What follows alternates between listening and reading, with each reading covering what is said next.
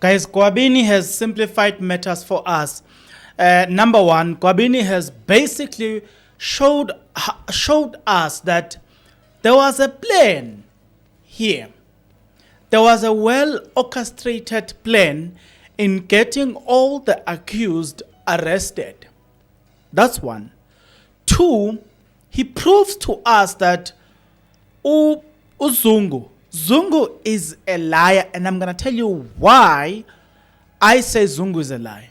But in fact, we did spoke about Zungu. Even from the beginning, we did say that there is a problem with Zungu. Zungu seems to be lying.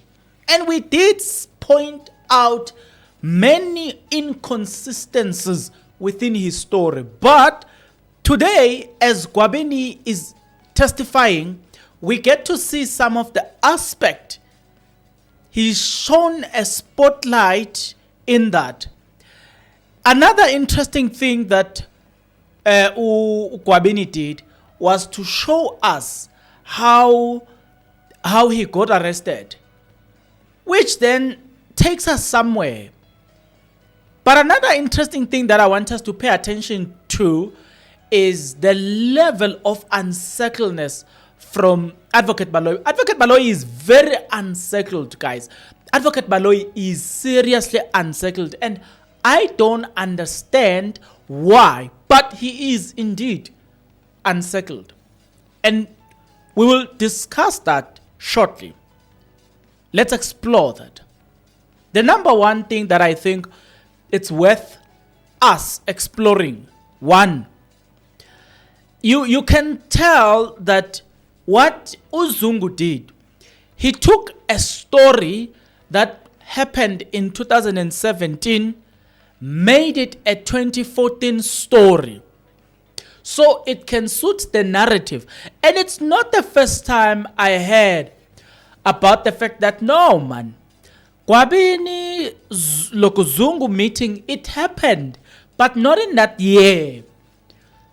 It's not the first time. So when Gwabini today is testifying, it made me look. In fact, I remember that, no man, I once heard about this thing that the story happened, but not, the story of him meeting Gwabini, it happened, but not in 2014. And also, when you are listening, or as you are listening to Gwabini, you get a sense that, no man, these people, they cooked everything here. Everything that we are dealing with here has been cooked. They prepared, they created the version, the narrative, the players. Like, there was a script writer, the director, and all the stuff. That's what you are getting, because the arrest of accused number one led to the arrest of Gwabini, right? But it's not a picture that Gininda painted when he was testifying. Never mentioned the arrest of Gwabini, because he knew that would have raised suspicions. He never wanted to mention that. The question is why they ran away from mentioning the arrest of Gwabini. Why? Why were they running away from that? That's the question of the day. But because you and I have this good relationship, I assume that when I ask you to do this, if you're not yet subscribed, what are you waiting for?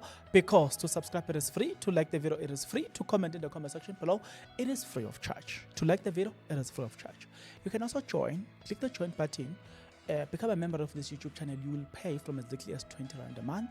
You can also make use of the Super Thanks button. You can donate from as little as 20 Rand a month. As we proceed, you will do it.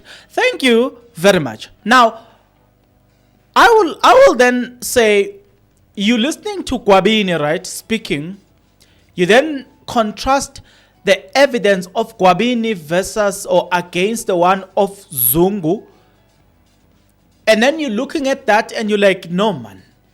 Firstly, it was Zungu Senior that rebutted the evidence of Gwabini his own son. I'm sorry. He rebutted the evidence of Zungu, his own son. Now you've got Gwabini. What they are doing, they are literally destroying the state case. Advocate Baloy argues that this is a 204 witness.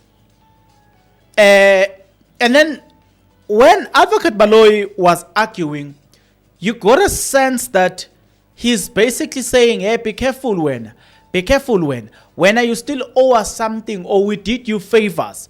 Hey, I heard, take this with a pinch of salt, allegedly. I heard that Guabini or someone would have been the state witness, but because he did not want to follow the script, that's how they dumped that person from the witness list. I don't know which witness is that, but looking at the reaction of Advocate Baloyi when he realized that Gwabini is testifying, and you're looking at, he's been trying to distract, and in all of his attempt, he never won.